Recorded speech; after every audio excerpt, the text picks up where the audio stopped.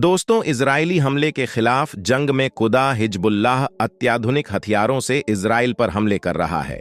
Hezbollah के पास नई नई किस्म के हथियार और घातक मिसाइलें हैं। वह उत्तरी इजराइल और दक्षिणी इजराइल को निशाना बना रहा है। हिजबुल्लाह ने इजराइल लेबनान बॉर्डर के करीब अब तक कई बड़े हमले किए हैं। इनमें हिजबुल्लाह ने काफी संख्या में इजरायलियों के मारे जाने का दावा भी किया है। यह लेबनान का आतंकवादी समूह है जिसे ईरान से भी समर्थन प्राप्त है। बता दें कि हिजबुल्लाह ने हाल ही में फिर से इजराइल पर हमला किया है। जी हां, जब इजरायली सैनिक अपने कैंपों में थे तभी अचानक से उनके कैंप के अंदर आता दिखता है एक ड्रोन और तभी हो जाता है बेहद खतरनाक धमाका। अब तक जो खबर आई है उसके हिसाब से 4 इजरायली सैनिक बुरी तरीके से घायल हो चुके हैं और हिजबुल्लाह की तरफ से इस प्रकार के और भी ड्रोन हमलों की वार्निंग दी जा रही है। यह वार्निंग इजराइल के लिए कितनी खतरनाक साबित हो सकती है? क्या इजराइल हिजबुल्लाह के अटैक से निपटने के लिए तैयार है? आइए जानते हैं। हिजबुल्लाह के लड़ाके लेबनान इजराइल सीमा पर चल रहे संघर्ष में अधिक मार्ग क्षमता वाली मिसाइल सहित नई किस्म के हथियारों का इस्तेमाल कर रहे हैं। इतना ही नहीं, वे सीमा पर तनावपूर्ण स्थिति बनाए रखेंगे जिससे इजराइल पर दबाव बने। हिजबुल्लाह नेता सैयद हसन नसर अल्लाह ने इजराइल हमास युद्ध पर अमेरिका की आलोचना करते हुए कहा कि अमेरिका एकमात्र देश है जो गाजा पट्टी पर इजराइल के व्यापक हमले को रोक सकता है, लेकिन यह ऐसा नहीं कर रहा है। उन्होंने कहा कि इराक और सीरिया में अमेरिकी सैनिकों पर हमले गाजा में युद्ध खत्म होने तक जारी रहेंगे।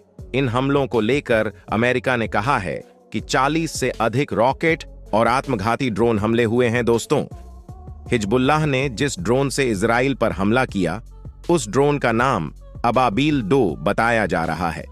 ये वो ड्रोन है जिसे 1992 में ईरान ने डेवलप किया था और अब अबाबील का वर्जन 5 तक लॉन्च हो चुका है, जिसका इस्तेमाल इस वक्त रशिया यूक्रेन के खिलाफ कर रहा है। और दोस्तों, बताया जा रहा है कि हिजबुल्लाह के हाथों अबाबील दूसरे नंबर के वर्जन में काफी सारे ड्रोन मौजूद हैं जो उसे ईरान की तरफ से मिले हैं।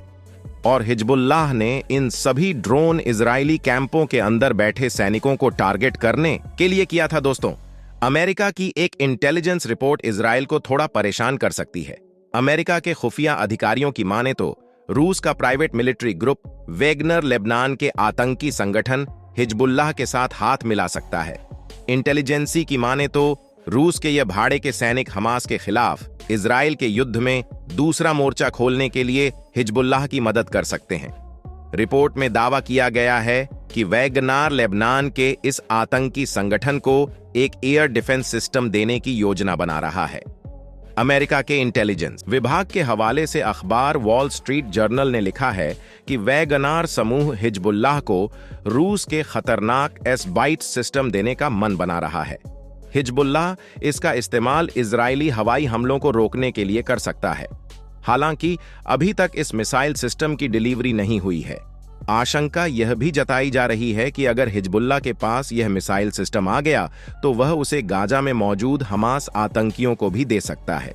इतना ही नहीं, अगर हिजबुल्लाह इस मिसाइल सिस्टम को एक्टिवेट करता है तो वह इजरायली F-16 और F-35 फाइटर जेट्स को मारकर गिरा सकता है। यह missile defence system Israeli ballistic मिसाइलों और हाइपरसोनिक मिसाइलों को भी मारकर गिरा सकता है। रूस ने दावा किया था कि S-22 air defence missile system America के पेट्रियट मिसाइल सिस्टम के बराबर है। इतना ही नहीं, रूस में ही मौजूद अन्य एयर डिफेंस सिस्टम की तुलना में कई गुना ज्यादा बेहतर है। यह 4 से 6 सेकंड में ही दुश्मन टारगेट को पहचान कर उसकी तरफ मिसाइल दाग देता है। दोस्तों, हिजबुल्लाह को यह मिसाइल देने की जानकारी ऐसे समय में आई है जब ईरान के समर्थन वाला हिजबुल्लाह इजराइल के साथ लेबनान की सीमा पर उत्तरी मोर्चा खोलने की तैयारी कर रहा है। हिजबुल्लाह की तरफ से होने वाले किसी भी हमले को रोकने के लिए अमेरिका ने पूर्वी भूमध्य सागर में एक एयरक्राफ्ट कैरियर तैनात किया है।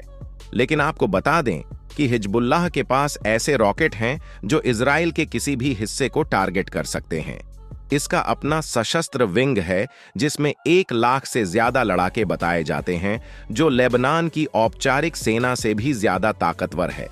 इसके पास बैलिस्टिक मिसाइलें भी हैं और अन्य अत्याधुनिक हथियार भी यह हमास से ज्यादा संगठित है, और हर क्षेत्र में ताकतवर भी हिजबुल्लाह के पास इजराइल से लड़ने का खूब तजुर्बा भी है।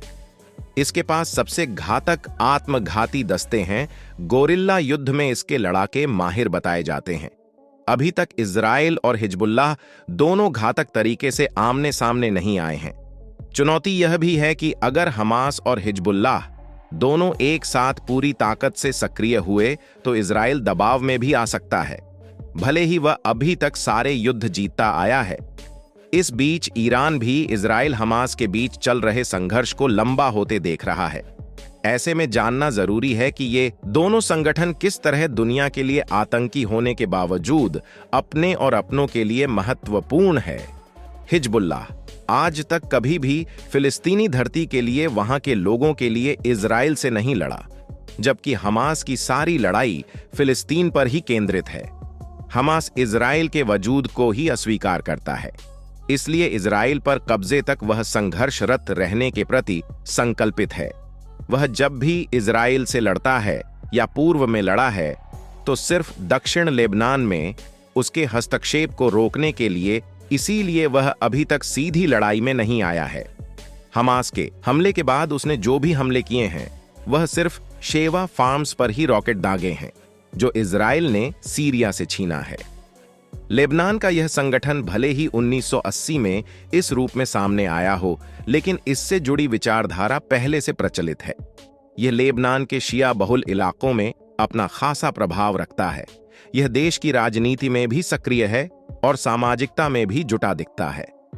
दोस्तों, इजराइल हमास युद्ध में हिजबुल्लाह शुरू से ही ऐसा पक्ष रहा है जो हमामा के साथ खड़ा है।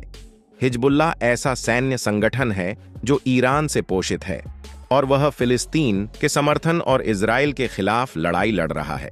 जब हमास ने 7 अक्टूबर को इजराइल पर हमला किया था और यह हिजबुल्लाह ही था जो खुलकर हमास के साथ खड़ा हुआ था। यहां गौर करने वाली बात यह है कि हिजबुल्लाह और इजराइल दोनों ने एक दूसरे के खिलाफ जंग का ऐलान नहीं किया है, लेकिन दोनों के बीच झड़पें होती आ रही हैं। लेकिन अगर हिजबुल्लाह खुलकर इस जंग में कूद जाए तो इससे हालात पर क्या असर होगा? हाल ही में हिजबुल्लाह प्रमुख हसन नसरुल्लाह ने इजराइल हमास युद्ध के चिढ़ने के बाद अपने भाषण में युद्ध को लेकर चेतावनी में बहुत कुछ कहा। इसमें उसने साफ कहा कि इजराइल पर हुआ हमला फिलिस्तीनी हमला था और नसरुल्लाह का कहना है कि आज जो गाजा में हो रहा है वह पहले कभी नहीं हुआ और वह कोई दूसरी जंग नहीं है, वह ऐतिहासिक है। अब सब कुछ इजराइल के चयन पर निर्भर करता है। इजराइल की ओर से पहल यानी किसी बड़ी गलती का इंतजार कर रहा है जिससे दुनिया खुलकर इजराइल अमेरिका के साथ न आ सके। इसमें कोई शक नहीं है कि युद्ध में हिजबुल्लाह का औपचारिक प्रवेश मध्य पूर्व के कई समीकरण एक साथ प्रभावित करेगा।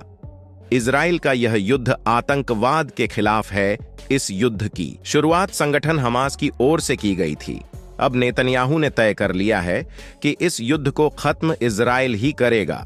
इजराइल का कहना है कि वह हमास के खिलाफ सिर्फ युद्ध के स्तर पर ही जीतना नहीं चाहता है।